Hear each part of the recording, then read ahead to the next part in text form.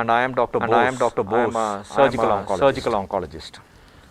So cancer மருத்துவத்துல வந்து we have three main treatment details. That is surgery, radiation and chemotherapy. Now all the three put together and the cooperation which is among these three modalities will give best treatment results to all the patients who are suffering from this disease. This is because without cooperation among all these three specialties, no cancer can be treated effectively. So to emphasize this point, we have started this awareness campaign on the Facebook. So we would like to invite all the viewers to share their questions. So by the time we would be discussing some of the common doubts which people would have regarding the surgical aspects, the radiation and the chemotherapy. Now let me start with the common myth some of the people have. அதாவது சில பேருக்கு சில சந்தேகங்கள் இருக்கும், அதை வெளியே எப்படி கேட்குறதுன்னு தெரியாது. அதனால் வந்து நான் முதல்ல ஒரு ஸ்மால் க்ளூ கொடுக்குறேன். The most common problem which we face is மக்களிடையே என்ன ஒரு உணர்வு இருக்குன்னா, கேன்சர் ஸ்க்ரீனிங், அதாவது நமக்கு ஒன்றுமே தொந்தரவு இல்லைன்னா கூட நீங்கள் போய் சில டெஸ்ட்டுகள் எடுத்துக்கோன்னு சொல்லுவோம். முக்கியமானது அதில் வந்து மேமோகிராம், பேப்ஸ்மியர். ஸோ மேமோகிராம்ங்கிறது மார்பக புற்றுநோய்க்காக செய்கிறது. That is for a breast cancer you have to do a mammogram, which is a basic test to find out whether the lump which is not palpable in the breast is made out by the imaging. அதாவது மார்பகத்தில் நம்மளால் தொட்டு பார்த்தும் கண்டுபிடிக்க முடியாத கட்டிகளை அந்த mammogram மூலமாக கண்டுபிடிக்கிறது. அதுதான் ஸ்க்ரீனிங்னு பேர். ஸோ இந்த மேமோகிராம் டெஸ்ட்டுக்கு ஒரு நபரை நம்ம கூட்டிகிட்டு போகணுன்னு சொன்னால் அவங்கக்கிட்ட மேமோகிராம் எடுத்துக்கங்கன்னு சொல்லுவோம். அவங்க என்ன சொல்லுவாங்கன்னா, மேமோகிராம் எடுத்தால் தானே கட்டி தெரியும், எதுக்கு போய் நான் மேமோகிராம் எடுக்கணும், மேமோகிராம் எடுக்காமல் இருந்தால் கட்டி தெரியாது இல்லையா, அதனால் எடுக்காமல் இருக்கிறதே நல்லது அப்படிங்கிறது ஒரு common myth. So to convince a person to undergo a mammogram is a very difficult process for any doctor, because people have a feeling that only if you do a mammogram you detect a lump. If you don't do the mammogram you don't detect the lump, thereby you will be all right. அப்படிங்கிறது ஒரு தப்பான அபிப்பிராயம். என்னென்னா, இந்த புற்றுநோயில் முக்கியமான point என்னென்னா, அது ஆரம்ப நிலையில் கண்டுபிடிச்சாதான் நம்மளால் நல்ல ரிசல்ட் கொடுக்க முடியும். That means early detection is the most important criteria to cure any cancer. So if you don't detect the cancer at a very early stage, you know the cure rates will drop down.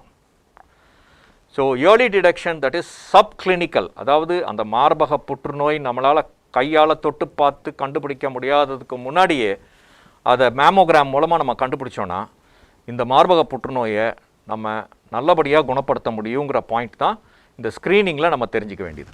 So this is one of the common things which I wanted to say, that this doubt should not be there among the common population. So people should think that they should go for screening.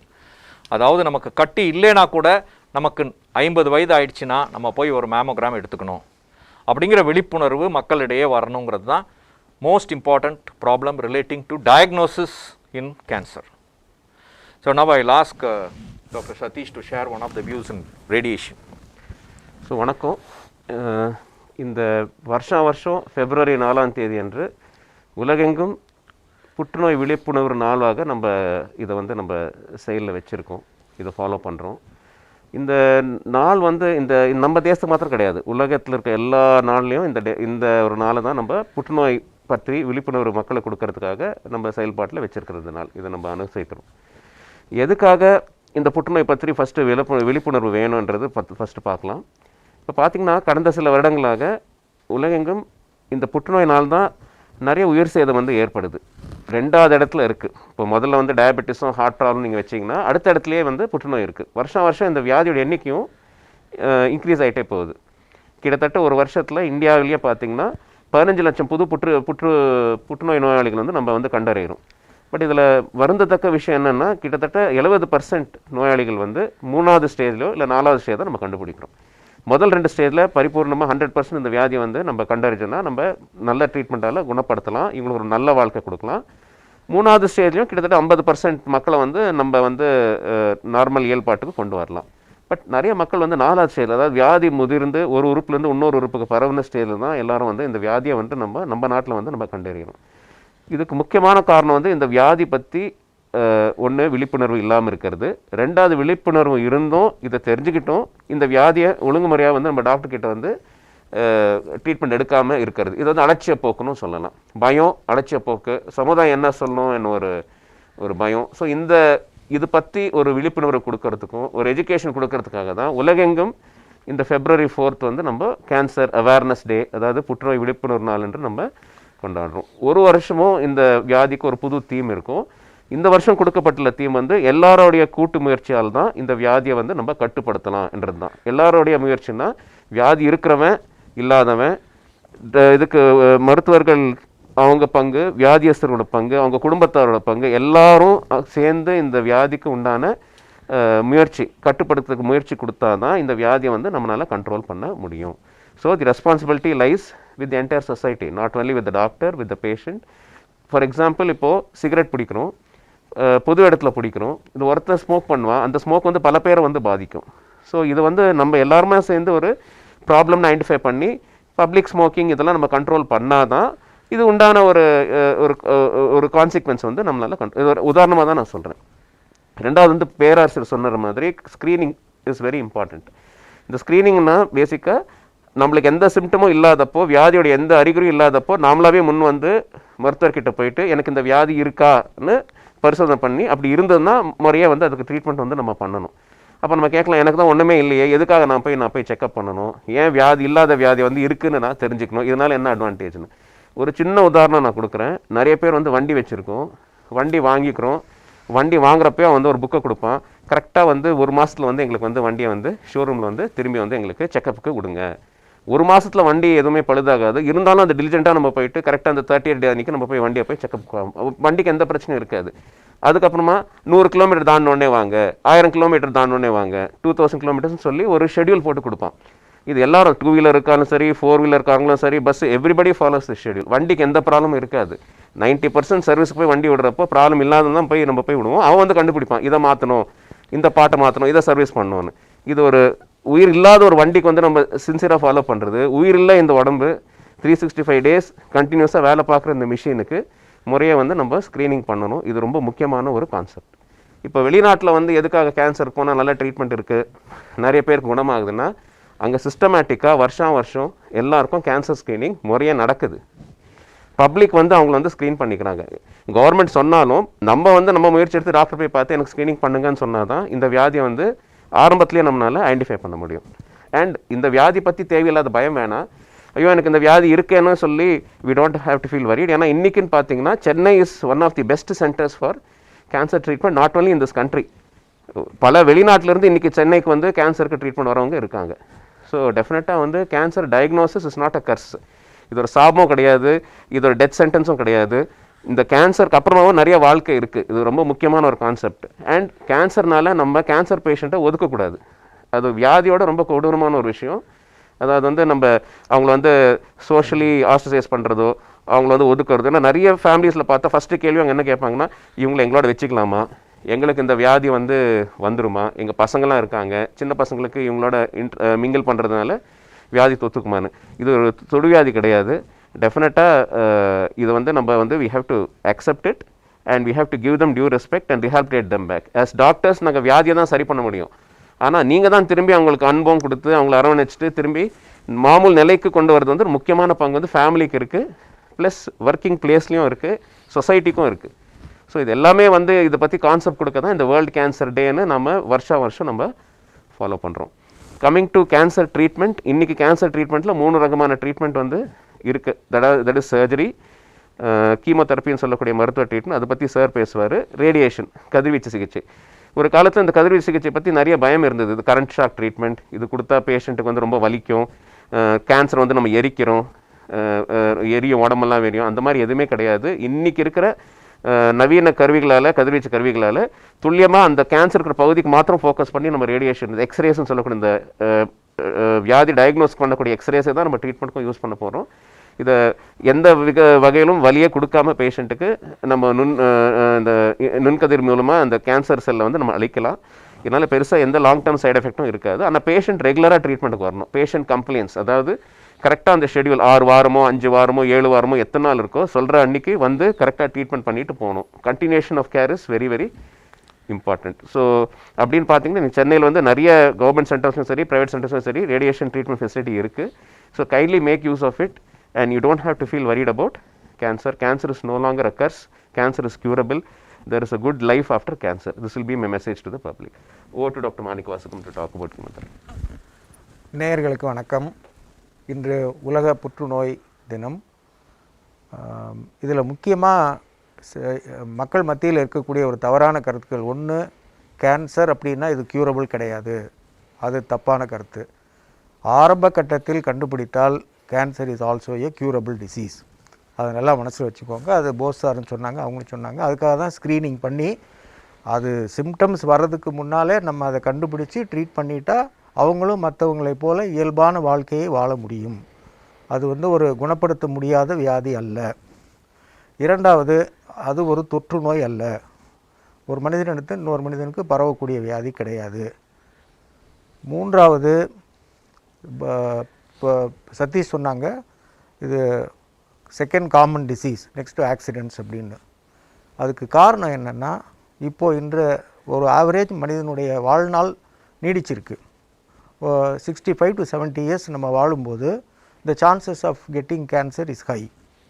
நம்ம infection அந்த மாதிரி டிசீஸை control பண்ணியிருக்கோம். Diabetes, hyper tension, coronary artery disease இதெல்லாம் கூட ஓரளவு கட்டுப்பாட்டுக்குள்ளே வந்திருக்கு. அப்படிங்கும்போது இந்த கேன்சர் ரிலேட்டிவாக அதிகமாக தெரியுது. அதுக்கு முக்கிய காரணம் வயதாகிறது. ரெண்டாவது, நம்முடைய வாழ்க்கை முறை. நிறைய நடக்கணும், நல்ல உணவு சாப்பிடணும், ஸ்மோக்கிங், ஆல்கஹால் அவாய்ட் பண்ணணும், ஐடியல் பாடி வெயிட் மெயின்டைன் பண்ணணும், ரெகுலர் எக்ஸசைஸ் இருக்கணும், ரெகுலர் ஸ்க்ரீனிங் பண்ணிக்கணும். இது மாதிரி சில கருத்துக்கள் நம்மளிடையே இருந்தாலே நம்மளுக்கு வரதை தவிர்க்க முடியும். அப்படியே இருந்தாலும் அதை எளிதான ஏர்லி ஸ்டேஜில் கண்டுபிடித்து வைத்தியம் பண்ணி குணப்படுத்தும் வாய்ப்பு இருக்கிறது. இது வந்து ஜென்ரலாக கேன்சரை பற்றி எல்லாருக்கும் தெரிய வேண்டிய சில கருத்துக்கள். அடுத்து என்னுடைய துறையாகிய புற்றுநோய் மருந்தியல் துறை வரும்போது கீமோதெரப்பி அப்படின்னாலே பேஷண்ட் உடனே பயந்து எங்களை பார்க்குறதுக்கே பயப்படுறாங்க. அது அந்தளவுக்கு ஒரு கொடிய வைத்திய முறை அல்ல. இப்போ முடி கொட்டுறது, டயர்ட்னஸ் இருக்கிறது, லேசாக வாமிட்டிங் இருக்கிறது, இது எல்லாமே டெம்பரரி ஒன்று தான். எல்லாமே திரும்ப வந்துடும். இப்போ வாந்தியை கட்டுப்படுத்துறதுக்கு நல்ல மருந்து இருக்குது. நீங்கள் முடி பின்னால் தன்னால் வளர்ந்துடும். இந்த tiredness and other things once நம்ம ட்ரீட்மெண்ட் முடியும் போது நார்மலுக்கு வந்துடுறாங்க. இது லாங் டேர்ம் பார்த்திங்கன்னா ரொம்ப ரொம்ப ரொம்ப கம்மியான எஃபெக்ட்ஸ் தான் அதுக்கு இருக்குது. ஸோ அதனால் புற்றுநோய் கீமோதெரப்பி அப்படிங்கிறது வந்து ஒரு டேஞ்சரஸ் ட்ரீட்மெண்ட் அப்படிங்கிற கருத்து நம்ம மத்தியில் இருக்கிறது தவறு. நிறைய even 70-80 years old people also they take chemotherapy, they have come back to their normal life. நாங்களும் எந்த பேஷண்ட்டுக்கு எது டாலரேட் பண்ணுவாங்க, அவங்களால தாங்கிக்க முடியும் அப்படிங்கிறத அசஸ் பண்ணின பிறகு தான் அந்த மருத்துவ சிகிச்சையை நம்ம அவங்களுக்கு வழங்குகிறோம். ஸோ இது வந்து நீங்கள் அனைவரும் புற்றுநோயை பற்றியும் அந்த கீமோதெரப்பியை பற்றியும் தெரிஞ்சிக்கக்கூடிய சில முக்கியமான கருத்துக்கள். சார். ஓகே. ஸோ இப்போ அடுத்தது முக்கியமாக என்னென்னு நினச்சிங்கன்னா, ஒன்ஸ் இப்போ இந்த கட்டி வந்துருச்சுன்னு சொன்னால் இது கேன்சர்னு ப்ரூவ் பண்ணுறதுக்கு எல்லாருக்கும் பயாப்சின்னு ஒரு டெஸ்ட் தேவைப்படும். பயாப்சினா வந்து ஒரு சின்ன சதத்துண்டு எடுத்து நம்ம டெஸ்ட் பண்ண போகிறோம். ஸோ இப்போ இந்த பயாப்சியை பொறுத்து நிறைய பேருக்கு ஒரு தவறான அபிப்பிராயம் இருக்கும். என்னென்னா, பயாப்சி பண்ணால் அந்த கேன்சர் பரவிடும் அப்படிங்கிறது. அதாவது பொதுவாக எப்படி எடுத்துக்கிட்டிங்கன்னா, பயாப்சி ஸ்ப்ரெட்ஸ் கேன்சர் அப்படிங்கிற ஒரு ஆட்டிடியூட் எல்லா நோயாளிகளிடமே இருக்குது. அதனால் அவங்க முதல்ல வந்தவொடனே கேட்பாங்க, சார் பயாப்சி பண்ணால் பரவிடுமே, நேராக கட்டியை எடுத்துடலாமே, ஆப்ரேஷன் பண்ணி முதல்ல எடுத்துருங்களேன் அப்படின்னு சொல்லுவாங்க. அப்படி நம்ம செய்ய முடியாது. ஏன்னா இது என்ன வியாதின்னு கண்டுபிடிச்சி அதனுடைய தன்மை, அதாவது nature of the disease have to be found out by doing a biopsy. So without the biopsy we cannot proceed with the treatment, and it is always wrong to think that biopsy will spread cancer அப்படிங்கிற அபிப்பிராயத்தை நம்ம விட்டுடணும். So biopsy இல்லாமல் இது என்ன வியாதின்னு கண்டுபிடிக்க முடியாது, அதனுடைய தன்மையும் கண்டுபிடிக்க முடியாது. ஸோ அதனோட தன்மை தெரியலனா நமக்கு இந்த 3 வகையான வைத்தியத்தில் எதை முதல்ல முன்னுரிமை கொடுக்கறது அப்படிங்கிறத நம்மளால் கண்டுபிடிக்க முடியாது. ஸோ எல்லா கட்டிகளையும் முதல்ல ஆப்ரேஷன் பண்ணி தான் எடுக்கணும் அப்படிங்கிற ஒரு தவறான கருத்து மக்களிடையே இருக்குது. அதை நம்ம விட்டுறணும். ஸோ எல்லா கட்டிகளையும் முதல்ல எடுத்த உடனே ஆப்ரேஷன் பண்ணணுன்ற அவசியம் கிடையாது. அதில் முதல்ல இந்த 3 வகையான வைத்தியத்தில் எந்த வைத்தியத்துக்கும் முன்னுரிமை கொடுக்கணும் அப்படிங்கிறத கண்டுபிடிக்கிறதுக்காக பயாப்சி ரொம்ப அவசியம். ஸோ இதை நான் என்ன சொல்கிறேன்னா, நிறைய சில டைம் வந்து டாக்டர்ஸ் கூட அதை அண்டர்ஸ்டாண்ட் பண்ணிக்க மாட்டாங்க.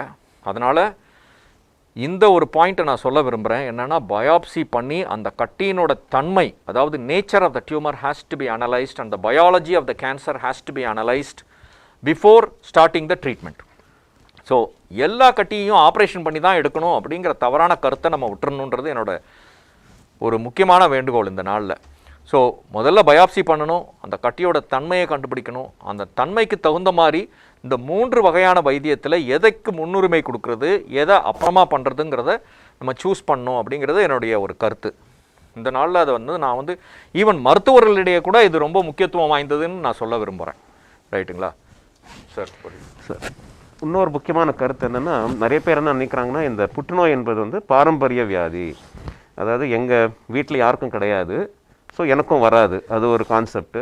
ரெண்டாவது வந்து யாருக்குமே இல்லையே, எனக்கு எப்படி வந்தது, அப்படி வந்தவங்களுக்கு வந்து எனக்கு எப்படி வந்ததுன்னு ரெண்டாவது கரெக்டாக தான் நீங்கள் டயக்னோஸ் பண்ணி, ஏன்னா இங்கே வீட்டில் யாருக்குமே கிடையாதுன்னு. ஸோ இப்போ பார்த்தீங்கன்னா 10% புற்றுநோய்கள் தான் ஹெரிடிட்ரி, அதாவது பாரம்பரியமாக வந்து வம்சாவளி மூலமாக வருது. அதாவது அப்பாவுக்கு இருக்கும், சன் கேன் கெட், இல்லைன்னா அம்மாவுக்கு இருக்கும், அவங்க டாட்டர்ஸ்க்கு வரும், இல்லைன்னா பாட்டிக்கு இருக்கும், அதுக்கப்புறமா பேத்திக்கு வரும். இது எதுக்காக வந்து நம்ம ஸ்ட்ரெஸ் பண்ணுறோன்னா, இந்த வியாதி யாருக்கு வேணாலும் வரலாம், எந்த ஏஜும் வந்து இந்த வியாதியிலேருந்து எக்ஸம்டட் கிடையாது. சின்ன குழந்தைங்களுக்கு 1 வயசு குழந்தையிலேருந்து 100 வயசு வரைக்கும், 100 வயசுக்கு பின்னாடி கூட இந்த வியாதி எந்த ஏஜில் வேணாலும் வரலாம். பட் அதுக்கு அந்த வயசுக்கு உண்டான ட்ரீட்மெண்ட் வந்து கண்டிப்பாக இருக்குது, அது முக்கியமான விஷயம். இந்த வியாதி எதனால் தோன்றுறது, பேசிக்காக வாட் இஸ் த ரீசன், என்ன காரணம்னு பார்த்தீங்கன்னா, பேசிக்காக இது எல்லாமே வந்து மறுபணை மாற்றங்கள், இதனால் உண்டாக்கக்கூடியது தான் புற்றுநோய். அப்போ அது மறுபணை மாற்றமோ வம்சாவளியும் நம்ம கன்ஃபியூஸ் பண்ணிக்கக்கூடாது. எல்லார் உடம்புலையும் மறுபணை இருக்குது, பல லட்சக்கணக்கான மறுபணைகள் இருக்குது. சில காரணத்தினால இந்த மறுபணைகள் வந்து மாறிவிடும், அதாவது as the age increases due to some reasons. அதில் வந்து சார் சொன்ன மாதிரி one important reason is lifestyle. நீங்கள் உங்கள் வாழ்க்கை முறையினால் உங்களோட மறுபணை வந்து மாற்றம் அடையலாம். இந்த மறுபணை மாற்றம் ஒரு அளவுக்கு பிற்பாடு அந்த மறுபணை வந்து நார்மல் செயல்திறன் இழந்து, இதனால் இந்த செல்களில் வந்து அபரிதமான வளர்ச்சியை உண்டாக்கக்கூடிய ஒரு தன்மையை வந்து கொடுத்துரும். இதுதான் காலப்போக்கில் வந்து கட்டியாகவும் புற்றுநோயாகவும் மாறிடும். இந்த புற்றுநோய் வந்து நம்ம ஆரம்ப காலத்துலேயே நம்ம கண்டறியலைன்னா, இது இன்னொரு உறுப்புக்கு பரவும், இல்லை பக்கத்து உறுப்புக்கு பரவ பிற்பாடு உங்களுக்கு சிம்டம்ஸ் எல்லாம் உங்களுக்கு தெரிய வரும். ஸோ இந்த புற்றுநோய் தோன்றுவதற்கும் நம்மளுக்கு சிம்டம்ஸ் வர்றதுக்கும் there's a significant time gap இருக்கும், சில வருஷம் இருக்கும். அது ஆரம்பத்துலேயும் நீங்கள் கண்டறிவு ஸ்டேஜ்லேயும் பார்த்தீங்கன்னா நிறைய டைம் கேப் இருக்கும். அதுக்குள்ளே வந்து நம்ம இந்த ஸ்க்ரீனிங் டெஸ்ட்டை பண்ணிவிட்டு நம்ம இந்த வியாதியை கண்டுபிடிச்சோன்னா டெஃபினட்டாக வந்து it will have a very good result. So this is not, all cancers are not familial. Less than 10% cancers are familial. All of them have to do with your genes. Because of genetic changes only cancer comes. And ideally we should evaluate the patient before the development of symptoms for us to have a very good result. அடுத்து இப்போது doctor Bose அவங்க சொன்ன மாதிரி biopsy பண்ணுறதுக்கு யோசிக்கிறாங்க, பண்ணிடுறாங்க. அதுக்கப்புறம் வந்தீங்கன்னா, நான் வந்து ஒரு பெட் ஸ்கேன் பண்ணணும்னு சொல்லும்போது, என்ன டாக்டர் நீங்கள் டிலே பண்ணிக்கிட்டே இருக்கீங்க. கண்டிப்பாக இது வந்து ஒரு தேவையான ஒரு டிலே தான். ஃபஸ்ட்டு நம்ம பயாப்சி பண்ணுறது இது கேன்சர் தானா அப்படிங்கிறத ஊர்ஜிதப்படுத்துறதுக்காக. ஏன்னா அது கேன்சர் இல்லாத கட்டியாகவும் இருக்கலாம். கேன்சர் கட்டிங்கிறத கண்டுபிடித்த உடனே அது என்ன ஸ்டேஜில் இருக்கீங்கிறத பொறுத்து தான் நம்ம என்ன விதமான வைத்தியம் பண்ண போகிறோம், நம்மளுடைய நோக்கம் என்ன. க்யூரேட்டிவ் ட்ரீட்மெண்ட், பாலியேட்டிவ் ட்ரீட்மெண்ட், சப்போர்ட்டிவ்னு இருக்குது. இதெல்லாம் ஸ்டேஜை பொறுத்து தான் இருக்குது. ரெண்டாவது அவங்க சொன்ன மாதிரி கீமோதெரப்பி, ரேடியேஷன், சர்ஜரி, இதில் என்னென்ன வழிமுறைகளை நம்ம கையாளணும் அப்படிங்கிறதுக்கும் நமக்கு அந்த ஸ்டேஜ் தேவைப்படுது. ஸோ அதனால் வந்து நீங்கள் இதை வந்து ஒரு டிலேன்னு நினைக்கக்கூடாது. இது அவசியமான ஒரு கட்டம். ரொம்ப ஆரம்ப கட்டத்தில் இது மாதிரி ரொம்ப டிலே இருக்காது. சில நேரங்களில் நம்ம மேற்கொண்டு சில பரிசோதனைகள் பண்ணி, அதே மாதிரி இந்த மரபணுக்கள் மாற்றங்கள் இருக்கா, அது என்ன டைப் ஆஃப் கேன்சர் அப்படிங்கிறத வச்சு இப்போ நிறைய டார்கெட்டட் தெரப்பி எல்லாம் இருக்கிறதுனால அதுக்கு there maybe some time delay இருக்கும். அதை பற்றி நீங்கள் மனதில் ஒரு அப்ரிஹென்ஷன் இருக்க வேண்டிய அவசியம் இல்லை. அது அனைத்தும் தேவையான ஒன்று தான் பெரும்பாலான மருத்துவர்கள் செய்கிறோம். எதுவும் நம்ம அனாவசியமாக பண்ணுறது கிடையாது. அதையும் நீங்கள் புரிஞ்சு கொள்ள வேண்டும். Right. So Do we have any questions? No. Cancer be cured completely if it is identified early? Correct. Yeah. So there is a question saying that if cancer can be cured completely if identified early, right? So now, as I was telling you, the cure rates are something like 95% if you can diagnose the cancer very early. What do we mean by 95%? 95% is something like as good as 100%, because nobody can have 100% even if you are diagnosed with a benign condition like a fever or with a COVID. You don't have 100% cure rates with anything. So in the same way, cancer also, if diagnosed early, can have cure rates which are equal to any other condition. So that is what I am trying to insist. So we can't say 100% because nothing is 100% in this world. So you can't have 100% of everything, right? So you will have a good cure rate, and that is equal to 95% if you diagnose the cancer very early. So depending upon the stage, you get the cure, and depending upon the biology or the nature of the disease, you will get the cure. So that's a very good question, but you need to understand that doctors are not God. They can only treat you based on the parameters or the biology of the disease. So that point has to be understood by all people and cooperate with the doctors for the treatment. Now we will have one more common myth which people have. It is like cancer affects only good people, or cancer will not affect good people and it will affect only bad people. So this is a very common thing. So everybody thinks only people who smoke, only people who do bad things will develop cancer. So this is somehow by the movies that it has creeped on to the people's mind. So people think that cancer na அது கெட்டவங்களுக்கு மட்டும் தான் வரும், நல்லவங்களுக்கு வரவே கூடாது. அது எப்படி நல்லவங்களுக்கு வரலாம் அப்படிங்கிற மாதிரி ஒரு அபிப்பிராயம். இது வந்து ஒரு தப்பான அபிப்பிராயம். ஸோ குழந்தைகளுக்கு கூட வரலாம் இந்த கேன்சர்ன்ற நோய். ஸோ அப்படி இருக்கும்போது இந்த வியாதி வந்து கெட்டவங்களை மட்டும்தான் பாதிக்கும் அப்படின்னு நம்ம நினைக்கிறது வந்து ஃபஸ்ட்டு ரொம்ப தவறு. ஸோ இந்த வியாதி வந்துருச்சுன்னா first most important thing is you have to realise that you are developed disease. That is called realisation. அதாவது நிகழ்வுக்கு வரணும். நிகழ்வு என்னன்னா நமக்கு இந்த வியாதி வந்துருச்சு, அதை நம்ம ஒத்துக்கிடணும் ஃபஸ்ட்டு. அதை ஒத்துக்கலைன்னா நம்ம டாக்டர் என்ன சொன்னாலுமே அது நம்ம மனசில் போய் சரியாக நிற்காது. அப்படின்னா என்ன அர்த்தம்னா, அந்த கேன்சர் வந்துருச்சுங்கிறத நம்ம அண்டர்ஸ்டாண்ட் பண்ணால் தானே நம்ம அதுக்கு ட்ரீட்மெண்ட் எடுத்துக்க முடியும். அப்படி இல்லைன்னா நம்ம என்ன பண்ணுவோம்னா அன்சைன்டிஃபிக் ட்ரீட்மெண்ட்டுக்கு தான் போவோம். அதாவது குவாக்ஸ் கிட்ட போவோம், இல்லைன்னா வந்து ஆயுர்வேதிக் வைத்தியம், அந்த வைத்தியம் இந்த வைத்தியம்னு போய் ஏதாவது லேகியத்தை சாப்பிடுவோம். வியாதி முத்திக்கிட்டே போகும். அப்போ நம்ம சரியாக கவனிக்க முடியாமல் போயிடும். ஸோ இதுக்கு முக்கியமான காரணம் நான் என்ன நினைக்கிறேன்னா, நம்மளுடைய நிகழ்வுக்கு வர முடியாத ஒரு நிலை தான். ஒரு கேன்சர்னு டயக்னோஸ் பண்ணோன்னா அஃப்கோர்ஸ் அது நம்ம மனசுக்கு ரொம்ப கஷ்டம் கொடுக்கும். அப்போது நம்ம அதை ரியலைஸ் பண்ணி நம்மளுடைய ஃபேமிலியோட சப்போர்ட்டோட அதை அண்டர்ஸ்டாண்ட் பண்ணிக்க நம்ம நினைக்கணுமே தவிர, இந்த வியாதி ஏன் நமக்கு வந்தது, இது எப்படி நமக்கு வரலாம், நம்ம நல்லவங்களே அப்படின்றத நம்ம நினைக்கக்கூடாது. இது என்னுடைய அடுத்த வேண்டுகோள். மக்களிடையே இந்த உணர்வு, அதாவது இது கெட்டவங்களை மட்டும்தான் பாதிக்கும் அப்படிங்கிற ஒரு உணர்வை நம்ம முதல்ல அகற்றிடணும். அப்போ தான் இந்த வியாதியை நம்ம நல்ல முறையில் வைத்தியம் பண்ணிக்க முடியும். அதனால் ரியலைசேஷன் வரணும், இந்த வியாதியினோட தன்மையை புரிஞ்சுக்கணும், ஸ்டேஜை கண்டுபிடிக்கணும், டாக்டர் சொல்கிற ட்ரீட்மெண்ட்டை கரெக்டாக பண்ணிவிட்டு ஃபாலோ அப்பில் இருந்தால் இந்த வியாதியை குணமடைக்கக்கூடிய நல்ல சான்சஸ் நமக்கு இருக்குன்றது அர்த்தம். Sir next question. Any other questions? Symptoms of cancer. Common சிம்டம்ஸ்னு சொல்ல போனால் பேசிக்காக ஆறாத புண், தீராத இருமல், காரணமே இல்லாமல் எடை குறைஞ்சிட்டே போச்சுன்னா, அதிக அபரிதமான இரத்தப்போக்கு, இது வந்து கைனகலாஜிக்கல் ஃபேக்டர், அதாவது பீரியட்ஸாகவும் இருக்கலாம், இல்லை மலம் கழிக்கிற போது இரத்தப்போக்கு இருக்கிறதும் தப்பு தான். அஜீரணம், விழுங்குவதில் சிரமம், இது எல்லாமே வந்து நம்ம ப்ளஸ் இந்த மச்சத்தில் மாற்றங்கள், இதுதான் நம்ம வார்னிங் சைன்ஸ் ஆஃப் கேன்சர்னு காஷன்னு சொல்லுவோம். அதை to explain in English, any sore which does not heal, any uncontrolled bleeding, any indigestion, any nagging cough, any unexplained loss of weight, change in the appearance of a mole, any lump, all these things are taken as warning signs of cancer and need further evaluation to rule out the disease. We are not saying that all these symptoms are confirmatory of cancer. What we want to convey is people who have these symptoms better get checked with your nearby doctor to find out whether you need further evaluation and whether you need evaluation to rule out the disease. Next question. Any other question? Right. The other thing which I wanted to take up from what Dr. Bose was saying, like sir was saying that this does not only happen to bad people, this can occur to so-called people with good habits also. Then the question which comes is, how come a person who doesn't smoke, who doesn't drink, who does not have any one of the bad vices or personal habits, how are they developing the cancer?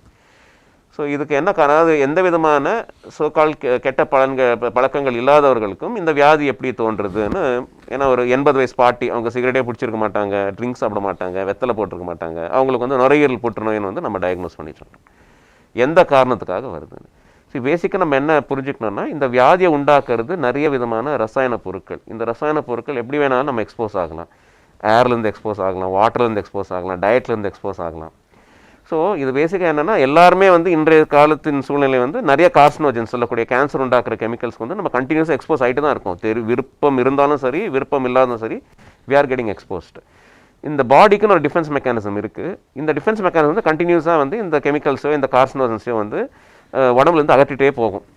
ஒரு காலகட்டத்தில் சில பேருக்கு இந்த தடுப்பு சக்தியோடைய level வந்து கம்மியாயிட்டே போகும். அதுக்கும் காரணங்கள் இருக்குது. அந்த தடுப்பு சக்தி கம்மியாயிட்டு போகிறப்ப தான் இந்த வியாதி வந்து தலை தூக்க ஆரம்பிக்கும். So those who have a defective defense mechanism or who have a immunosuppression, basically these are the people who are more predisposed to develop cancers.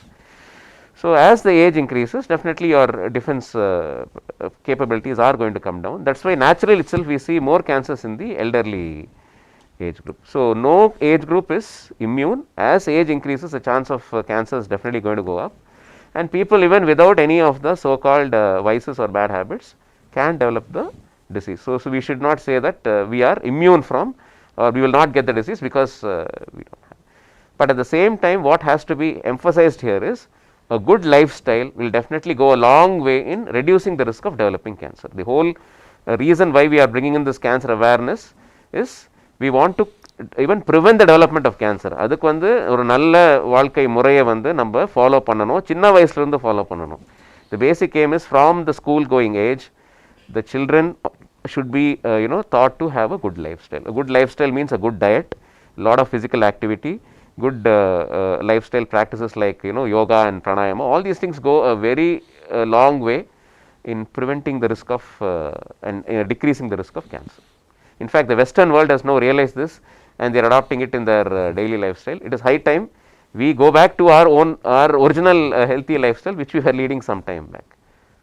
Sir, சுருக்கமாக சொன்னால் நிறைய நடங்க, கம்மியாக சாப்பிடுங்க, வெயிட்டை மெயின்டைன் பண்ணுங்க, புகையிலை எந்த வடிவத்திலையும் உபயோகப்படுத்தாதீங்க, ஆல்கஹால் யூஸ் பண்ணாதீங்க. அதே மாதிரி சார் சொன்ன மாதிரி இது கெட்டவங்களுக்கும் வரும், நல்லவங்களுக்கும் வரும், அதனால் நம்ம செய்யலாம் அப்படிங்கிற தவறான கருத்துக்களை எடுத்துக்காதீங்க. இந்த தவறான பழக்கங்கள், கெட்ட பழக்கங்கள் இருக்கும்போது உங்கள் சான்ஸை அதிகப்படுத்திக்கிறீங்க, அவ்வளோதான். நீங்கள் இப்படி யோசிச்சு பாருங்கள், ஒன்றுமே பண்ணாதவனுக்கே வரும்போது அப்போ நம்ம பண்ணால் நிறைய சான்ஸ் இருக்குது, அப்படி தான் எடுத்துக்கிடணுமே ஒழிய அதை தவறாக புரிஞ்சிக்கக்கூடாது. எப்போயுமே prevention is better than cure. So அதை நம்ம எய்ம் பண்ணணும். அது எவ்வளோ நாள் நம்ம தள்ளி போட்டாலும் அது நல்லது தான். ஸோ அதற்குண்டான வழிமுறைகளை நம்ம ஃபாலோ பண்ணிக்கணும். ஸோ வேறு எதுவும் கொஸ்டின் வந்திருக்காமா? இல்லை, right. So we'll discuss one more common question which all the people used to ask. The other common question is they say, என்னுடைய சொந்தக்காரங்களுக்கு இதே வியாதி தான் வந்தது, அவங்க வந்து இந்த வியாதியில் இறந்து போயிட்டாங்க, அவங்களுக்கு எவ்வளோ வைத்தியம் பண்ணாங்க, எல்லா பெஸ்ட்டு டாக்டரும் வந்து பார்த்தாங்க, அவங்கள ஒன்றும் செய்ய முடியல அப்படிங்கிறது ஒரு காமன் கொஸ்டின். இல்லைனா வந்து என்னோடய சொந்தக்காரங்க இல்லைனா என்னோடய ஃப்ரெண்டு ஒருத்தருக்கு இந்த மாதிரி இருந்தது கேன்சர் அப்படிங்கிறது. So this is call something like a bad precedence. அவங்க மனசில் வந்து இது மாதிரி ஒரு அபிப்பிராயம் முதல்லையே உருவாயிடுது, இந்த கேன்சரை வந்து நம்ம நல்லா பண்ண முடியாது ஏன்னா நம்ம சொந்தக்காரங்களுக்கு இருந்ததுன்னு. ஒரு நபருக்கும் வரக்கூடிய கேன்சரில் பல விதம் இருக்குது, பல ஸ்டேஜ் இருக்குது, அதில் உடைய பிஹேவியர் வித்தியாசப்படும். ஸோ அதனால் நம்ம கேன்சர் வந்துருச்சுன்னா உடனே இன்னொருத்தரோட ஒப்பிடக்கூடாது ஃபஸ்ட்டு. அடுத்தது இது ஒரு முக்கியமான பாயிண்ட். என்னென்னா வந்து ட்ரீட்மெண்ட் அப்போது டாக்டர் சொல்லும் போது, இல்லை டாக்டர் அவங்களுக்கும் இதே மாதிரி தான் கேன்சர் இருந்தது, அவங்க செத்து போயிட்டாங்க டாக்டர், அதனால் எனக்கு ட்ரீட்மெண்ட் பண்ணிக்கிறதுக்கே விருப்பம் இல்லை, நான் கீமோதெரப்பி போட்டுக்க மாட்டேன், ஏன்னா எங்கள் அம்மாவுக்கு கீமோதெரப்பி பண்ணாங்க, அவங்களுக்கு இப்படி கஷ்டம் இருந்தது அப்படி கஷ்டம் இருந்தது, இப்படி தான் சொல்லுவாங்க எல்லோரும். ஸோ இந்த ஒரு கம்பேரிசன், அதாவது ஒருத்தரை ஒப்பிட்டு பார்க்குறது, அந்த ஆட்டிடியூடை கொஞ்சம் மறந்துடணும். இந்த ட்ரீட்மெண்ட்டில் என்னன்னு கேட்டிங்கன்னா, ஒருத்தருக்கு பண்ணுற ட்ரீட்மெண்ட்டுக்கும் இன்னொருத்தருக்கு பண்ணுற ட்ரீட்மெண்ட்டுக்கும் நிறைய வித்தியாசம் இருக்குது. ஒருத்தருடைய அந்த என்ன சொல்கிறது ரியாக்ஷன் டு த ட்ரீட்மெண்ட்டும் வித்தியாசப்படும். ஸோ அப்படி இருக்கும்போது நம்ம இவங்களுக்கு கேன்சர் வந்தால் இவங்க இறந்து போயிட்டாங்கிறத நமக்கும் இறந்து போயிடுவோம் அப்படிங்கிற ஆட்டிடியூட் வரக்கூடாது ஃபஸ்ட்டு. ஸோ அந்த ஒரு என்ன சொல்கிறது கம்பேரிட்டிவ் ஆட்டிடியூடை விட்டுட்டு நம்ம அந்த ட்ரீட்மெண்ட்டை நல்லபடியாக ஒரு பாசிட்டிவ் ஆட்டிடியூடோட எடுத்துக்கணுங்கிறது என்னோடது ஆட்டிடியூட். இப்போ என்னென்னா இதில் இந்த இயரில் எடுத்துக்கிட்டிங்கன்னா சார் சொன்னாங்க அந்த கோஆப்ரேஷன் வந்து ஒரு முக்கியமான பாயிண்ட் அப்படின்னு சொல்லிட்டு. இந்த cooperation starts with the patient முதல்ல. இதில் வந்து மற்றவங்க கோஆப்ரேட் பண்ணுறதுக்கு முன்னாடி பேஷண்ட் முதல்ல கோஆப்ரேட் பண்ணும். அந்த பேஷண்ட் கோஆப்ரேஷன் எப்படி வரும்னா அவரோட பாசிட்டிவ் ஆட்டிடியூடில் இருந்து தான் வரும். அந்த வைத்தியத்தை எதிர்கொள்கிறதுக்கு முதல்ல அவருக்கு ஒரு பாசிட்டிவ் ஆட்டிடியூட் வேணும். நான் நல்லாயிருவேன் அப்படிங்கிற ஆட்டிடியூட் வேணும். அப்படி இருந்தால்தான் இந்த வியாதியை நம்ம எதிர்கொள்ள முடியும். இல்லைன்னா நமக்கு எல்லாமே நெகட்டிவாக தான் வரும். அவங்களுக்கு வந்தது, அவங்களுக்கு இப்படி ஆயிடுச்சு, இவங்களுக்கு இப்படி ஆயிடுச்சு அப்படின்னா நமக்கும் அதே மாதிரி தான் வரும். So first it starts with the patient. So the cooperation R the attitude first initiates with you or with the patient, and then it goes on to the family members, the doctors, everything, or the caregivers as we say. So இந்த caregiversக்கும் நல்ல attitude எப்போ வரும்னா பேஷண்ட்டும் பாசிட்டிவாக இருந்தால் தான். Patient எடுத்த உடனே நெகட்டிவாக இருந்தால் எல்லாருக்குமே வந்து அந்த நெகட்டிவ் ஆட்டிடியூட் தான் வரும். ஸோ அதனால் the attitude to start with the patient அப்படிங்கிறது என்னோட attitude. So next we will have comments on that. Yeah, definitely. First, இப்போ சார் சொன்ன மாதிரி acceptance is the first step to success. அதாவது எனக்கு இந்த ப்ராப்ளம் இருக்குது, இந்த ப்ராப்ளத்துலேருந்து என்னால் வெளியில் வர முடியும். இந்த ரெண்டு தாட்டும் வந்து கண்டிப்பாக வந்து பேஷண்ட்டுக்கும் தேவை, ஃபேமிலிக்கும் தேவை. நிறைய சுச்சுவேஷன் என்ன பார்ப்போம்னா, ஃபர்ஸ்ட் ஆஃப் ஆல் இந்த அக்செப்டன்ஸ் வரத்துக்கே டைம் ஆகும். அப்படியா இருக்காதே, இல்லை ஏதோ ஒரு தப்பு நடந்திருக்குன்னு சொல்லிட்டு பல ஹாஸ்பிட்டலுக்கு போயிட்டு they will try to verify the same report, which is actually a waste of time, because with once you have attempted, I mean you have come to a diagnosis, எவ்வளோ சீக்கிரம் வந்து அதுக்கு உண்டான ட்ரீட்மெண்ட் ஆரம்பிக்கிறோமோ அவ்வளோ சீக்கிரம் வந்து அந்த ரிசல்ட் வந்து நம்மளுக்கு தெரிய ஆரம்பிக்கும். ஸோ நம்மளுக்கு நிறைய பேர் பார்ப்போம், ஒரு ஊர்லேருந்து இதை டயக்னோஸ் பண்ணியிருப்பாங்க, அது ஒரு குக்கிராமமாக இருக்கும், ஒரு சின்ன டவுனாக இருக்கும். they will come back, நிறைய ஹாஸ்பிட்டல் சிட்டியில் வந்து till they find a doctor who will tell something appealing to them, which is a wrong thing. See, நம்ம வந்து we have to first accept the fact, and number two, we have to start the treatment at the earliest, and we should not be in a denial. எனக்கு இது வராது, எனக்கு நடக்கிறதுக்கு வாய்ப்பு இல்லைன்னு சொல்லிட்டு இது எல்லாமே வந்து ஃபைனலாக வந்து நம்ம ட்ரீட்மெண்ட் அவுட்கம் நெகட்டிவாக தான் போகும். இந்த மாதிரிலாம் இருக்கும்.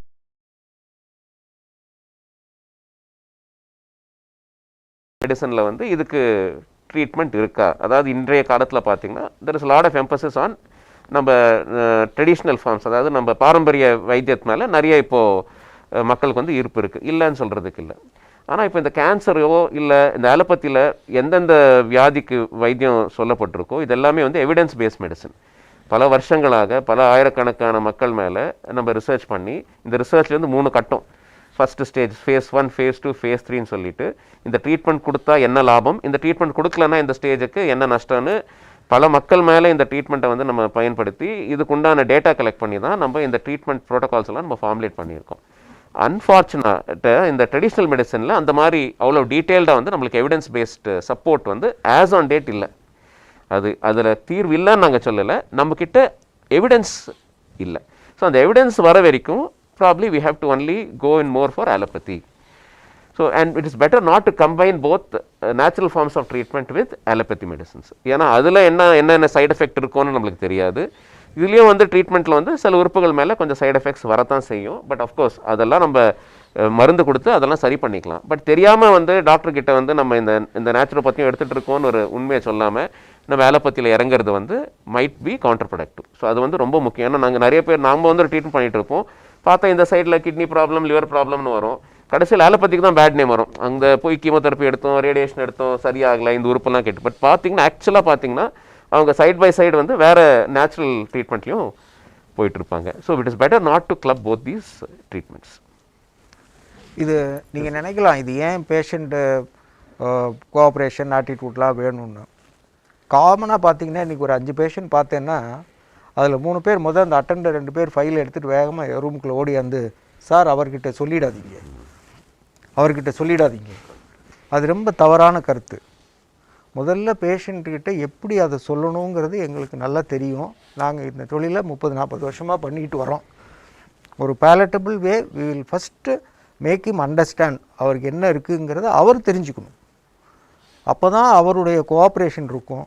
அவர்கிட்ட அதை நம்ம எடுத்து சொல்கிற விதமாக சொன்னால் அவர் கண்டிப்பாக அந்த ட்ரீட்மெண்ட்டுக்கு ஒத்துழைப்பாங்க. அதனால் தயவுசெய்து அவங்கள்ட்ட இருந்து மறைக்கணும்னு நினைக்காதீங்க. சில நேரத்தில் அது மாதிரி செய்யும்போது சில நல்ல விஷயங்கள் கூட நம்மள்கிட்ட மறைச்சி பேசுகிறாங்க, எதையோ நம்மள்கிட்ட பொய் சொல்கிறாங்க அப்படிங்கிற ஒரு தவறான கருத்து அவர் மனசில் நம்மளே விதைக்கிறோம். அதை தயவுசெய்து செய்யாதீங்க. அந்த வேலையை நாங்கள் பார்த்துக்குறோம். சினிமாவில் தான் கேட்டவுடனே அப்படி மயங்கி போட்டு கீழே விழுவாங்க. In my 30 years of practice, I have never seen somebody fainting in front of me on declaring that you are having cancer. It's a very, very, very, very unacceptable thing. நான் என்ன சொல்கிறேன்னா, பேஷண்ட் எனக்கு என்ன இருக்குதுன்னு தெரியக்கூடிய உரிமை அவருக்கு இருக்குது. அவர் வேணால் வந்து சொல்லலாம், சார் இவங்ககிட்டலாம் சொல்லாதீங்க. That should be the right way. ஆமாம், என்கிட்ட சொல்லுங்கள், அவங்ககிட்ட யாருக்கும் தெரியக்கூடாதுங்கிறது அவருடைய உரிமை. ஒன்று. ரெண்டாவது, சார் சொன்ன மாதிரி நான் எல்லாத்தையும் சொல்கிறது, ஒன்று ரயிலில் போங்க, இல்லை பஸ்ஸில் போங்க. இதில் ஒரு கால் இதில் ஒரு கால் வச்சுட்டு போனால் எங்கே போவீங்கன்னு உங்களுக்கே தெரியும். I am not blaming which is right, which is wrong, but you accept one, follow that. Correct. So you should not be thinking that we are not accepting the alternative methods of treatment. ஒத்துக்கிற மாட்டோம்னு சொல்லலை, evidence வரட்டும்னு தான் சொல்கிறோம். ஆமாம், well set. Correct. What was the question which came? Patients are already on chemo, then why radiation also with that? Also will we need all three? Yeah. See, it's a good question actually. Why patients on chemo need radiation? இப்போ எல்லாமே வந்து நம்ம ஸ்டேஜை பொறுத்து தான் வைத்தியம். இப்போ நீங்கள் ஃபஸ்ட்டு ஸ்டேஜ்லேயே வந்து கேன்சர் வந்து கண்டுபிடிச்சிட்டிங்கன்னா 99% ஒரே ஒரு ட்ரீட்மெண்ட் முறையில் அந்த வியாதியை வந்து சரி பண்ணலாம். அது சர்ஜரியாக இருக்கட்டும், இல்லை ரேடியேஷனாக இருக்கட்டும், சில டைம்ஸ் லிம்ஃபோமா மாதிரி கேசஸில் கீமோவாகவே ஒரு ட்ரீட்மெண்ட் முறையிலே வந்து பரிபூர்ணமாக நம்ம குணப்படுத்திடலாம். இப்போ பேஷண்ட் வந்து 2வது ஸ்டேஜில் வராங்க, இல்லை 3வது ஸ்டேஜில் வராங்க. இந்த மாதிரி கட்டத்தில் வந்து ட்ரீட்மெண்ட் தேவைப்படும். One will be the primary treatment. அடுத்த ட்ரீட்மெண்ட் வந்து அட்ஜுவன்ட் ட்ரீட்மெண்ட் சொல்லுவோம். அதாவது மெயின் ட்ரீட்மெண்ட் ஒன்றா இருக்கும். ஃபார் எக்ஸாம்பிள், ஃபஸ்ட்டு நம்ம சர்ஜரி பண்ணிவிட்டு மார்பக கட்டியை நம்ம எடுத்துடுறோம். திரும்பி அந்த கட்டி வந்து வராமல் தடுக்கிறதுக்கு அடிஷ்னல் ட்ரீட்மெண்ட் கொடுக்க வேண்டியதாக இருக்கும். அது கீமோவாக இருக்கலாம், இல்லை ரேடியேஷனாக இருக்கலாம், இல்லை ரெண்டுமே சேர்ந்து இருக்கலாம். இதே வந்து நம்ம 3rd ஸ்டேஜ் தாண்டி வரப்போ, ரொம்ப கொஞ்சம் லோக்கலி அட்வான்ஸ்டாக வரப்போ 3 ரகமான ட்ரீட்மெண்ட்டும் சில பேருக்கு கொடுக்க வேண்டிய சூழ்நிலை வரும். ஃபார் எக்ஸாம்பிள், இதே பிரஸ்ட் கேன்சர் வந்து தோலுக்கெல்லாம் பரவின ஸ்டேஜில், இல்லை அக்கிளில் வந்து பெரிய பெரிய நெருக்கட்டியோட பேஷண்ட் வரப்போ இனிஷியலாக வந்து கீமோ கொடுத்து வியாதியை கம்மி பண்ணிவிட்டு, அதுக்கப்புறமா ஆப்ரேஷன் பண்ணி, அதுக்கப்புறமா அந்த கீமோ ட்ரீட்மெண்ட்டை கம்ப்ளீட் பண்ணி, கடைசியாக ரேடியேஷனும் கொடுத்து திரும்பி வியாதி அந்த இடத்துல வராமல் தடுக்கிறதுக்கு 3 ரகமான முறையும் வந்து ட்ரீட்மெண்ட் முறையை வந்து நம்ம கொடுக்க வேண்டியதாக வரும். So the entire number of treatment modalities being included depends upon the stage at which we present and what the staging evaluation reveals. So sometimes we have to give more than one modality to reduce the risk of the cancer coming back. Correct. So இந்த treatment modalities டிஸ்கஷனில் வந்து என்னென்னு கேட்டிங்கன்னா, ஒரு முக்கியமான point என்னென்னா, it is always done by a tumour board, that is multidisciplinary tumour board. இப்போ இது வந்து ஒரு டாக்டர் முடிவு பண்ணுற வைத்தியமே கிடையாது. இப்போது இந்த டியூமர் போர்டுங்கிறது ஒரு கலந்தாய்வு மாதிரி, ஒரு கூட்டாய்வுன்னு சொல்கிறோம்ல, ஒரு கூட்டமைப்பு மாதிரி வச்சு அதில் வந்து மருத்துவ டாக்டர், கதிர்வீச்சு doctor, surgeon, pathologist, radiologist, so geneticist, இவங்க எல்லாருமே இருப்பாங்க. ஸோ இந்த கலந்தாய்வில் வந்து உங்கள் ட்ரீட்மெண்ட்டுக்கு என்ன வகையான வைத்தியங்கள் அவசியம், எது எது செய்யணும் அப்படிங்கிற முடிவு எடுத்து தான் இந்த ட்ரீட்மெண்ட் டிசிஷனே உங்களுக்கு சொல்லப்படுது. ஸோ எல்லா கேன்சர் சென்டர்ஸ்க்கும் நீங்கள் போனீங்கன்னா இந்த கலந்தாய்வு முறை இருக்கும். So multi disciplinary tumour board is mandatory in any cancer centre. So இப்போது இந்த கோஆப்ரேஷன் நம்ம இன்றைக்கி பேசிகிட்டு இருக்கோமே, இந்த February 4 அதில் ரொம்ப முக்கியமானது இந்த கலந்தாய்வு தான். ஸோ இந்த கலந்தாய்வு இல்லாமல் ஒரு பேஷண்ட்டோட ட்ரீட்மெண்ட் மொடாலிட்டியை கேன்சரில் டிசைட் பண்ணவே முடியாது. ஒரு நபர் பண்ணக்கூடிய வைத்தியமே இது கிடையாது ஃபஸ்ட்டு. ஸோ இந்த கலந்தாய்வு, அதாவது டியூமர் போர்டுங்கிறது இப்போது முக்கியமாக வேணும். அது இல்லாமல் எந்த கேன்சர் ட்ரீட்மெண்ட்டுமே சரியான முறையில் எடுத்துக்கிறது என்னோட அபிப்பிராயம். அப்புறம் டாக்டர் மாணிக்கவாசகம் சார் சொன்ன மாதிரி இந்த நியூஸை வந்து பேஷண்ட்கிட்ட சொல்லாதீங்க அப்படிங்கிறது வந்து ரொம்ப காமன் ப்ராப்ளம். முதல்ல வருவாங்க பேஷண்ட், ரிலேட்டிவ்லாம் வருவாங்க, பின்னாடி இருந்து கையை அப்படி ஆட்டுவாங்க, சார் அவர்கிட்ட சொல்லிடுறாங்க அப்படின்வாங்க. இதுக்கு முக்கியமான ப்ராப்ளம் என்னன்னு கேட்டிங்கன்னா, இவங்க ஃபஸ்ட்டு பயப்படுறாங்க, அவர் கூட பயப்பட மாட்டார், இவங்க ரொம்ப பயப்படுவாங்க. அப்புறம் சொல்லுவாங்க, அவர்கிட்ட சொல்லாதீங்க, இதை மறைச்சிருங்க சுத்தமாக அப்படின்னா பேஷண்ட்டுக்கு இப்போலாம் வந்து பார்த்திங்கன்னா எல்லா பேஷண்ட்டுக்கும் அவங்களுக்கு நம்ம இந்த மாதிரி பயாப்சி எடுக்கிறோம், சிடி ஸ்கேன் பண்ணுறோன்னாலே இது இந்த மாதிரி பிரச்சனை அப்படிங்கிறது தெரிஞ்சிடும். ஆனால் அவங்கக்கிட்ட சொல்லாதீங்க, மறைச்சிருங்க அப்படின்னு சொல்கிறதுனால என்னென்னா அவங்கள ரொம்ப நம்ம வந்து ஒரு இருட்டறைக்குள்ளே தள்ளுற மாதிரி தான் நான் நினைப்பேன். ஒரு இருட்டறைக்குள்ளே தள்ளுறோன்னா அவங்கள வந்து என்னென்னா என்னமோ நடந்துக்கிட்டு இருக்கு நம்ம உடம்புல, எல்லாரும் போட்டு ஒரு பக்கம் டாக்டர் ஆப்ரேஷன் பண்ணுறாரு, இன்னொரு பக்கம் அது லைட்டை வைக்கிறாரு, இன்னொரு பக்கம் கீமோதெரப்பியை போடுறாங்க, இதில் என்ன முடிவு நமக்கு வருமோ அப்படின்னு நம்ம தெரியாமல் கஷ்டப்படுறோங்கிறது தான் என்னோடய அபிப்பிராயம். ஸோ அந்த இருட்டறைக்குள்ளே பேஷண்ட்டை தள்ளாதீங்க, நல்லா வெளிச்சத்துக்கு கொண்டு வாங்க. அப்படின்னா அதை எடுத்து சொல்லுங்கள் அவங்கக்கிட்ட சரியான முறையில். அதாவது there is something called breaking the bad news. So you have to tell it in a right palatable way, as sir put it. So அந்த palatable வேங்கிறத டாக்டரால் நல்லா சொல்ல முடியும், கொஞ்சம் டைம் எடுக்க வேண்டியது இருக்கும், அவ்வளோதான். அது சரியான முறையில் சொன்னால் எல்லா பேஷண்ட்டும் நல்லா ஒத்துக்கிட்டு நல்லபடியாக ட்ரீட்மெண்ட் பண்ணிக்குவாங்கங்கிறது என்னோட அபிப்பிராயம். Any other questions we have? Any questions? Nothing from there. Yeah. Somebody with a carcinoma tongue and the patient needs radiotherapy, will they be able to eat and talk normally after that? How will their life? Okay, இப்போ மெயினாக வந்து இந்த question என்ன வந்திருக்குன்னா, எங்களுக்கு actually internet மூலமாக வந்த கேள்வி வந்து நாக்குல புற்றுநோய் இருக்குது பேஷண்ட்டுக்கு, இவங்களுக்கு வந்து நம்ம கதிர்வீச்சு சிகிச்சை வந்து கொடுக்குறோம். இந்த ட்ரீட்மெண்ட்டு முடிஞ்ச பிற்பாடு இவர்களால் ஃபுட்டை வந்து சாப்பிட முடியுமா, அது சாப்பாடு சாப்பிட முடியுமா, சரியாக பேச முடியுமா, இவருக்கு மிழுங்குவதில் ஏதாவது சிரமம் இருக்க போகிறதான்றது தான் கேள்வி. ஸோ பேசிக்காக வந்து இப்போது இன்றைய காலகட்டத்தில் இருக்கிற நூதன ரேடியேஷன் மிஷின்ஸ், அதாவது கதிர்வீச்சு கொடுக்கக்கூடிய மிஷின்ஸ் வச்சுட்டு இந்த எச்எல் சுரபிக்கு உண்டான ரேடியேஷன் டோஸ்லாம் நம்ம சிக்னிஃபிகண்ட்டாக கம்மி பண்ணலாம். இதனால் தற்காலிகமாக ஒரு ரேடியேஷன் பண்ணுற டைம்லேயும் சரி, ரேடியேஷன் முடிஞ்சு ஒரு 3 மாதம் 4 மாதம் கழித்து சிறிதளவு சிரமம் இருக்கும், எச்ச சுரக்கிறதுல சிரமம் இருக்கும், வாய் வறண்டு போகும், கெட்டியான பதார்த்தம் வந்து உண்ணுவதில் வந்து கொஞ்சம் கஷ்டம் இருக்கும். ஸோ எல்லாமே வந்து கொஞ்சம் சாஃப்டாக இருக்கணும், செமிசாலிடாக இருக்கணும், கஞ்சி மாதிரி ஐட்டம்ஸ்லாம் ஈஸியாக முழுங்குவாங்க. ப்ளஸ் நாக்கில் புற்றுநோயினால கொஞ்சம் அந்த டேஸ்ட் பட்ஸ் எல்லாம் கொஞ்சம் அஃபெக்ட் ஆகும் தான். பட் 6 months டவுன், அதாவது 6 மாதம் ட்ரீட்மெண்ட் முடிஞ்சு 6 மாதம் கழித்து பார்த்தீங்கன்னா நியர்லி 80% ரிக்கவரி இருக்கும். அதாவது எச்ச திரும்பி சுரக்க ஆரம்பிக்கும். ஓரளவுக்கு தித்திப்பு, உப்பு, புளிப்பு 3 டேஸ்ட்டும் வந்து ரிக்கவரி 100% இருக்கும்.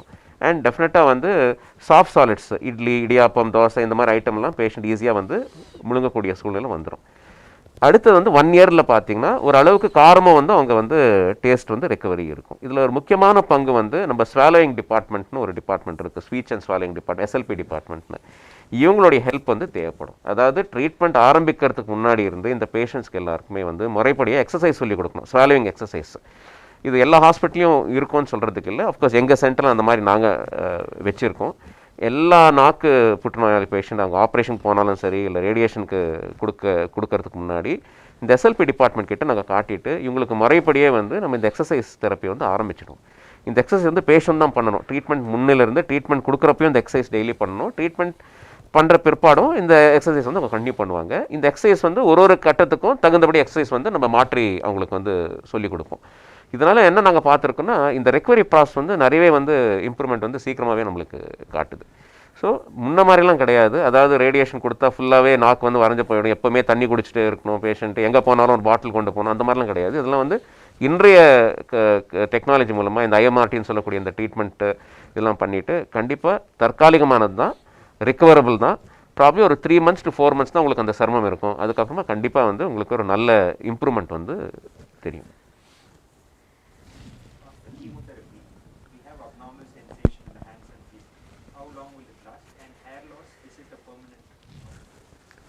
இந்த கேள்வி வந்து கீமோதெரப்பிக்கு அப்புறம் வரக்கூடிய இந்த ஹேர் லாஸுங்கிறது வந்து பெர்மனண்ட்டாக டெம்பரரியாக? 100% hair loss is temporary. The chemotherapy effect இருக்கிறப்ப இருக்கிறது தான். அப்புறம் once we stop chemotherapy they will have a dense curly hair growth. So அதனால் முடி இழக்கிறது அப்படிங்கிறது வந்து டெம்பரரி தான். ரெண்டாவது, இந்த கைகள்லையும் கால்கள்லையும் ஒரு மரத்து போகிற உணர்வு இருக்கிறதுங்கிறதும் பெரும்பாலான மெடிசின்ஸில் நாங்கள் எவ்ரி டைம் கீமோதெரப்பி கொடுக்கும்போதே இந்த மாதிரியான சைடு எஃபெக்ட்ஸ் இருக்கான்னு மானிட்டர் பண்ணிகிட்டே தான் இருக்கும். ரொம்ப ஒரு 3rd degree 4th degree போகிற மாதிரி இருந்தால் நாங்களே அந்த மருந்துகளை நிறுத்திடுறோம். ஸோ பெரும்பாலும் இந்த கை கால் மரத்து போகிறதுமே ஒரு 3 to 4 months இருக்கலாம். By 6 months many of them will come back to normal if we are monitoring them and giving the right dose. No other questions, right? If mother has breast cancer, does that mean that the daughter and the future generations will also have cancer? Correct. So if the mother has breast cancer, does the daughter and the other people in the family have a higher incidence of breast cancer? That is the basic question. I think a part of that was previously answered by Dr. Satish when he said that this disease, a very small percentage is hereditary, that is, it is carried by the genes from the parents. So that is something like less than 5 to 10%, right? Now when does this happen? This happens when the mother carries the gene called the BRCA gene, the breast cancer gene. So அப்படியே அந்த gene ஒருவேளை அந்த குழந்தைக்கு இருந்தாலும் அந்த cancer வரக்கூடிய வாய்ப்பு வந்து 60 to 80% தான். அதாவது 60லேருந்து 80% தான் அந்த கேன்சர் வரலாமே தவிர எல்லாருக்கும் வரணுன்ற அவசியம் கிடையாது. ஸோ இந்த கேன்சர் வந்து ஒரு பரம்பரை வியாதிங்கிறது very small sector of people தான், less then 10%. All the others situations the cancer is induced by multifactors, அதாவது பல தரப்பட்ட இதுக்கு உள்ள அந்த கார்சினோஜெனிசிஸ்ன்னு சொல்கிறது அவங்க மேலே ஆக்ட் பண்ணுறதுனால தான் அந்த கேன்சர் வருது. ஸோ நம்ம என்ன நினைக்கக்கூடாது, அந்த ஜீன் இருந்தால் எல்லாருக்கும் கட்டாயம் கேன்சர் வந்துடும் அப்படிங்கிற அபிப்பிராயத்தை ஃபஸ்ட்டு விட்டுறணும். ரெண்டாவது, இதுக்கு ப்ரொஃபைலாக்சிஸ், அதாவது முன்கூட்டியே எதனா நம்ம கண்டுபிடிக்க முடியுமா அப்படின்னு கேட்டால், அந்த ஜீனை கண்டுபிடிச்சா அதுக்கு உண்டான டார்கெட் ஆர்கனை ரிமூவ் பண்ணிக்கலாம். அப்படின்னா என்னென்னா அந்த மார்பகத்தை ரெண்டும் எடுத்துடலாம். அதாவது அவங்களுடைய அந்த ரீப்ரொடக்டிவ் ஏஜ் முடிஞ்சதுக்கப்புறம், அதாவது குழந்தை பேர் உண்டானதுக்கப்புறம் அந்த மார்பகத்தை எடுத்துடலாம் அப்படிங்கிறது தான் ப்ரொஃபைலாக்டிக் சர்ஜரி. பட் இந்த ப்ரொஃபைலாக்டிக் சர்ஜரியை நம்ம எப்போ யூஸ் பண்ணணும் அப்படிங்கிறது அந்த டாக்டர்கிட்ட ஒரு கலந்தாய்வு செஞ்சதுக்கப்புறம், அதாவது ஜெனட்டிக் கவுன்சிலிங் செஞ்சு அந்த ஜெனட்டிக் டெஸ்டிங் செஞ்சு அதில் நமக்கு ப்ரூஃப் இருந்தால்தான் அதை செஞ்சுக்கணும். சும்மா எல்லாரும் போய் எனக்கு ஜெனட்டிக் டெஸ்ட் செய்யுங்க அப்படின்னு சொல்கிறது வந்து ஒரு தப்பான அபிப்பிராயம். அதுக்கு ஜெனட்டிக் கவுன்சிலிங் பண்ணணும். அந்த டெஸ்ட்டு நமக்கு முதல்ல ஃபேவரபிள், அதாவது இந்த ஜீன் உங்களுக்கு பாசிட்டிவ்னு வரணும். அதுக்கப்புறம் தான் நம்ம அந்த ஆப்ரேஷன் செஞ்சுக்கணுங்கிறது என்னுடைய கருத்து. So we have to be very clear when you want to do the genetic testing before you venture into the genetic testing.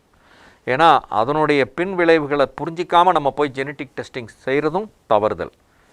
So without a proper guidance from your doctor and the geneticist, don't go and do genetic testing. So that is also very important. So every cancer, as Dr. Satish said, is not hereditary. So you can have sometimes familial clustering.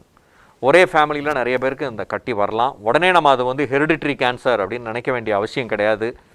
அதுக்கு நிறைய genetic testing இருக்குது. அது சரியான முறையில் ஒரு counselling பண்ணி எல்லாரும் ஒரு அண்டர்ஸ்டாண்டிங்க்கு வந்ததுக்கப்புறம் தான் அந்த ஜெனட்டிக் டெஸ்டிங்கே செய்யணும்.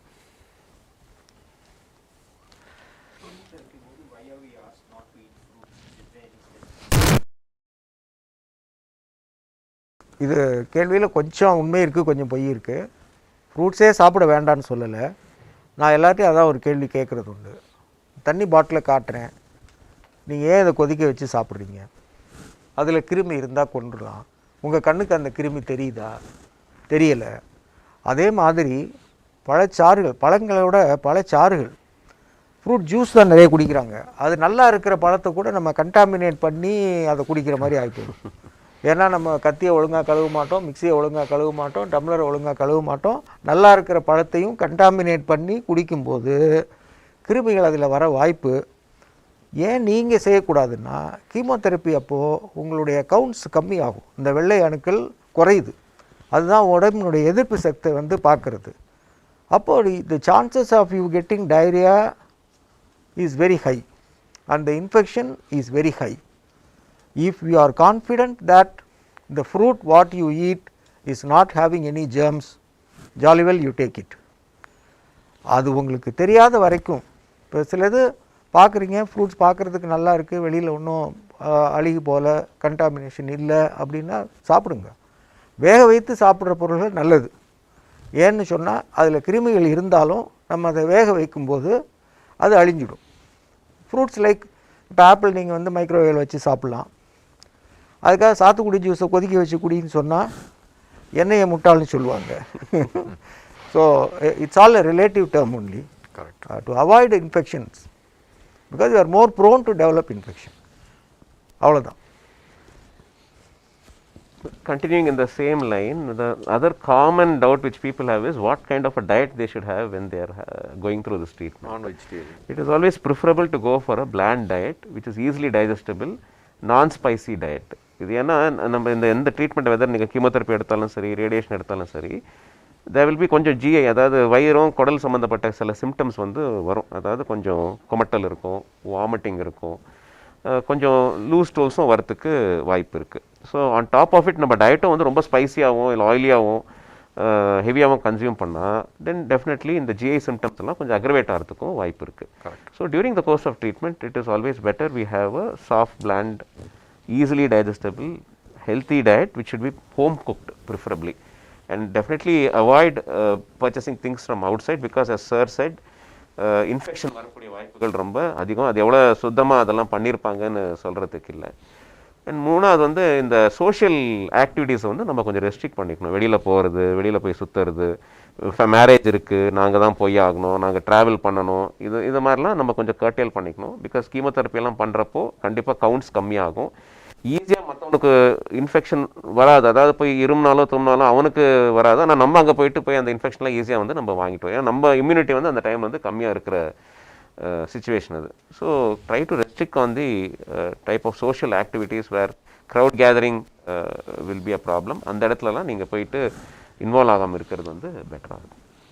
அடுத்தது நான் வெஜிடேரியன் சாப்பிடலாமா அப்படின்னு எல்லாரும் முதல்ல கேட்பாங்க. நான் வெஜிடேரியன் சாப்பிடலாம், பட் அதை பக்குவமாக சாப்பிடணுன்றது தான் மெயின் பாயிண்ட். அதை நல்லா அவிய வச்சு சாப்பிடணும், அதில் கிருமிகள் இருக்கக்கூடாது, அதில் நிறைய மசாலா பொருள்கள் போடக்கூடாது, அதுதான் முக்கியம்.